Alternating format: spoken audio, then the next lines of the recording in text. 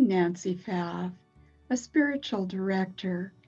Spiritual direction is a time where two people dialogue together. If you were in spiritual direction with me, you would share whatever was on your mind or in your heart. And as I listened and responded, and you shared, your own wisdom would rise and you would find your own answer within yourself. Welcome to Lectio Divina. Lectio Divina is an ancient spiritual practice. It's a way of opening oneself to the divine. When you listen deeply and open, you will find yourself moved in some way. Your attention will be grasped. You'll have a physical reaction like a chill or a freeze. Most of the time it's very subtle, kind of an expansion in the chest area. And when you experience these inner movements, you know that you're connected to Source, that you're connected to the true self within you. I want to invite your patience tonight. We're an hour late in getting started from technical difficulties. And also I'd like to invite your patience with me as I'm using an outline instead of a script tonight. I want to leave space to be spontaneous, to let something come forth that might be perfect for tonight, but maybe was missing from the script itself. Jerome Waddle, creator and producer of My Dragon Theater Productions, is watching the chat, so please say hello, and I'll get your messages later. I'd love you to subscribe, so just click the bell and you'll get notices when we go live or when we post something new. You can contact me at sacredquestreno@gmail.com. Because we are a non-sectarian interfaith audience, I'll be using different words for the divine. They all point to that unconditional love called agape, in which we live and move and have our being. Tonight, our focus is on Han-Shan, a Zen Buddhist master. I picked him for two reasons. First of all, it was a synchronicity. I was going through a box in my closet, and at the bottom was this book on Chinese poetry. And the book had a postum note in it on this poem I'm going to read tonight. And as I looked at it, it made me think of the times we're in that are chaotic, that we're having to learn to let go and let go and let go. And Han-Shan used letting go as a spiritual practice, so there would be more time and more enjoyment to spend in reflection and allow the true self to manifest. Most of us are searching for the true self. Some are already walking in it. And some years ago, my spiritual director, Don Basone, gave me a list of the qualities of the true self. And these are in you and me. They may be covered over at times by our emotional human self, but this is in you, and this is what wants to come forth and be birthed. Compassionate, loving, wise, receptive, allowing, unlimited, intuitive, spontaneous, creative, inspired, peaceful, open, and connected. Han-Shan followed the eightfold path to completion with his Buddhist faith. He was shooting for and arrived at his true self, the Buddha nature dropping down into the body. This is called enlightenment and also Christ consciousness. In Buddhism, there's a saying, "Thus come one," which refers to the fact that a person has reached enlightenment.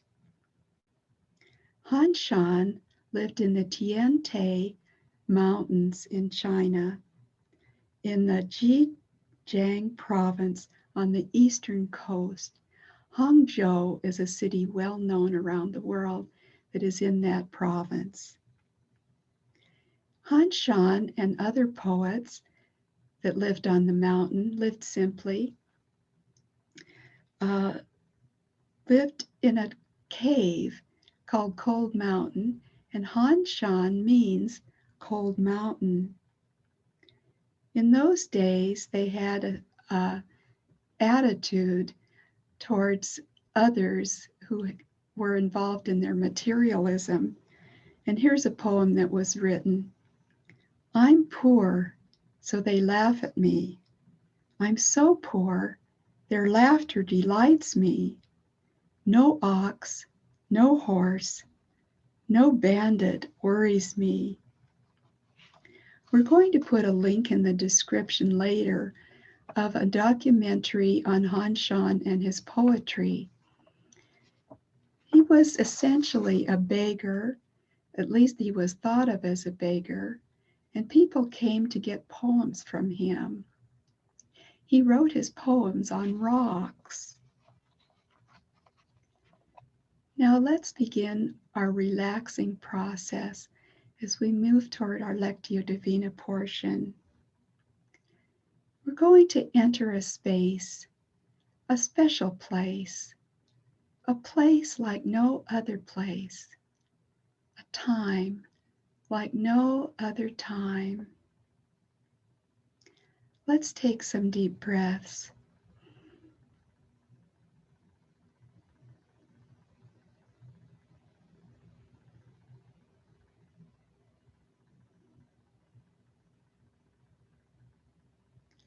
It's important to set a sacred space and to set an intention in that sacred space. So now, think about, what do I need tonight? What do I desire? What do I want from this quiet reflection time? And I'll give you just a moment.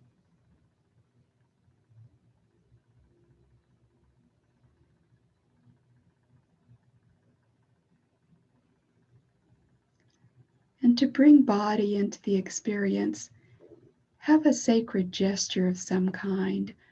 Tonight, I'm putting my hand over my heart, indicating an opening to the divine. Do your ritual now.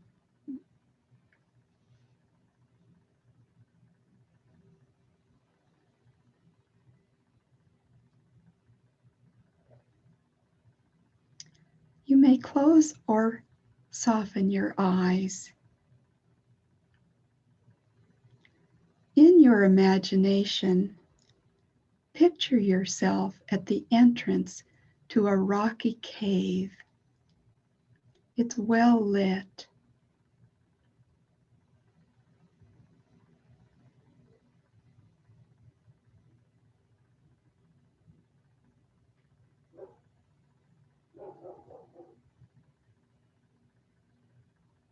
You are safe.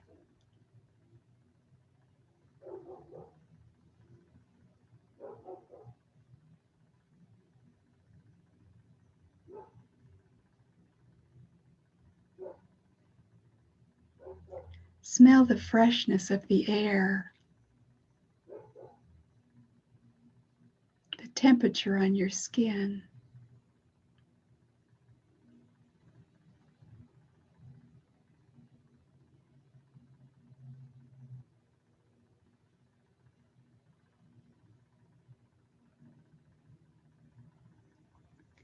You've come to leave a list at this ancient sacred place, a list of your anxieties and concerns, your hopes and dreams.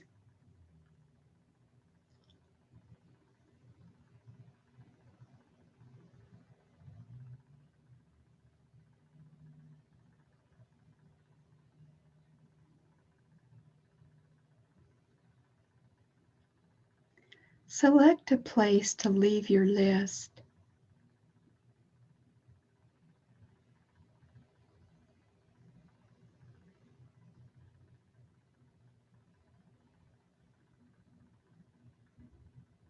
Set it down. Let go.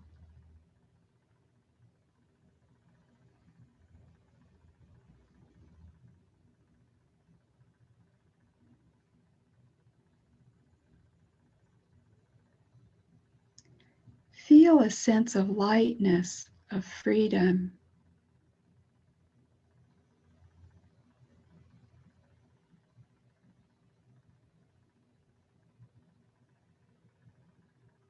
Now in peace, listen to the reading.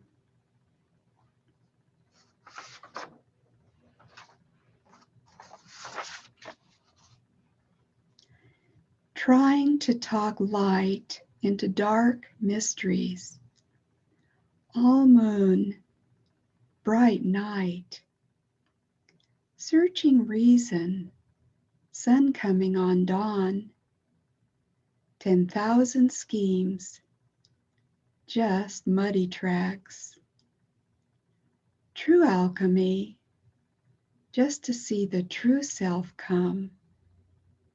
True self, and thus come Buddha, one.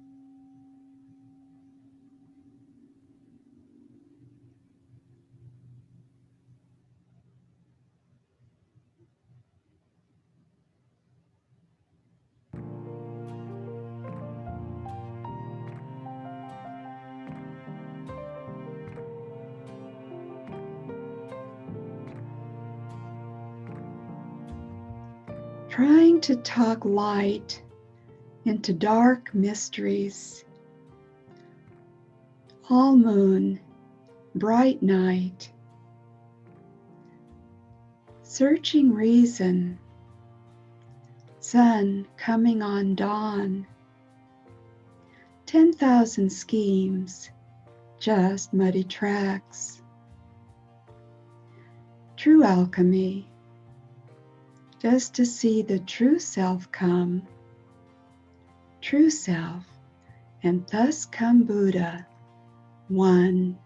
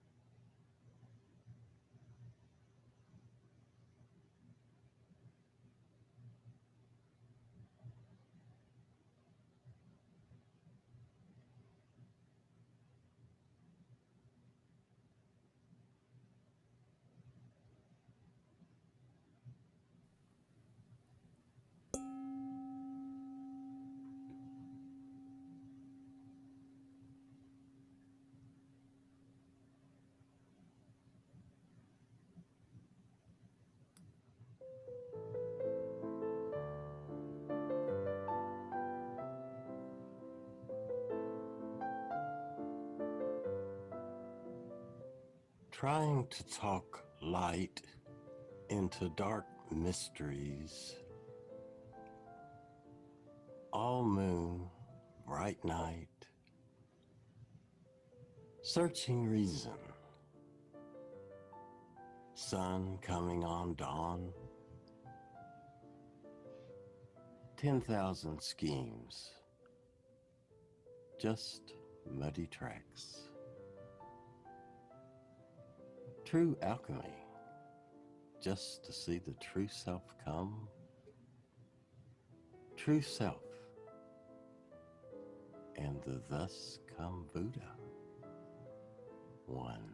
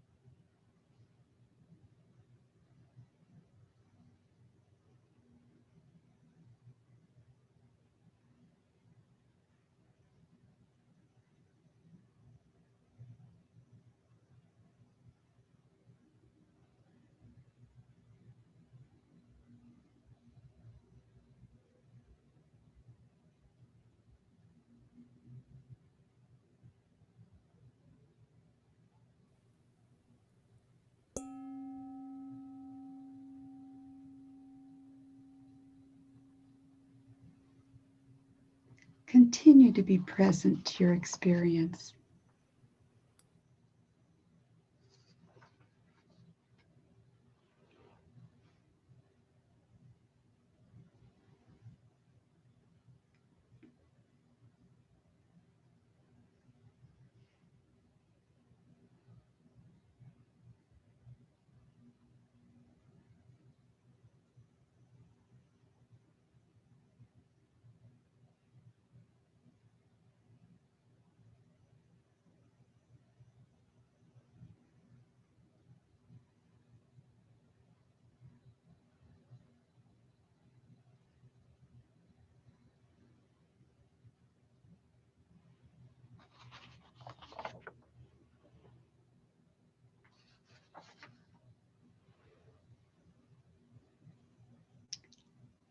If you shut or softened your eyes, open them now and look around you.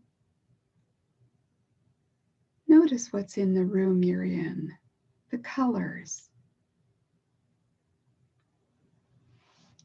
How about a stretch? Rub your arms.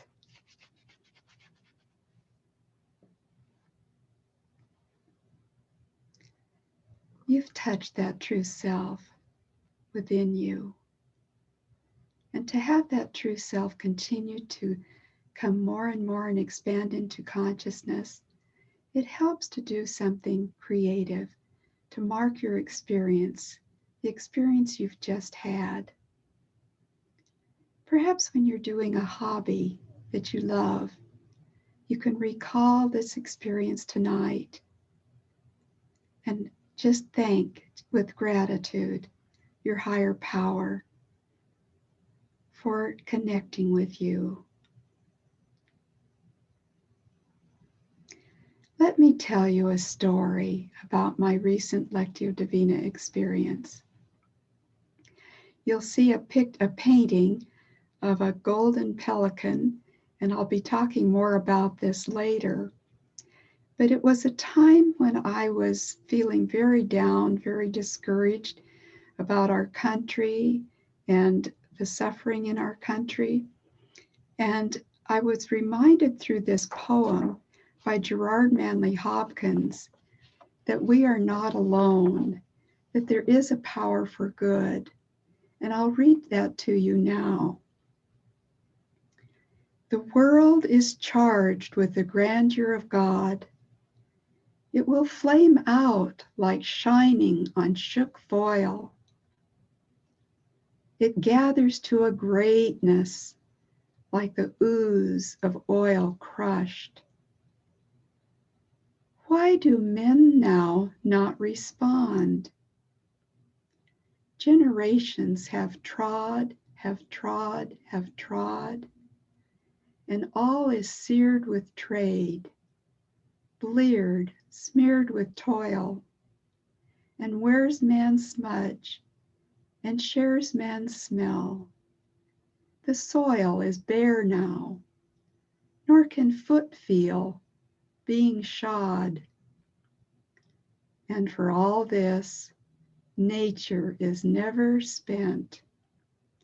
There lives the dearest freshness, deep down things. And though the last lights off the black west went, O morning at the brown brink eastward springs, because the Holy Spirit over the bent world broods, with warm breast and with awe bright wings. Now, when I read that poem, you can see the painting that I brought that forth from. When I read those last words about the Holy Spirit brooding like over with a warm breast and bright wings over the earth, it just made me want to record that, to respond to that, to make a prophetic statement that this is a world in which we live, in which there is a higher power, a power greater than ourselves, working for integration, working towards wholeness, working in love. And so this painting, the golden pelican, the symbol represents sacrificial love. There's a legend of the pelican you can Google. And you can see, if you look very, very closely, that the warm breast of the pelican is reflected on the earth. So there is, in our day-to-day, there is the Holy Spirit at work in us and within all things, bringing us towards an integration. We're in the dark phase now, but light is in the darkness.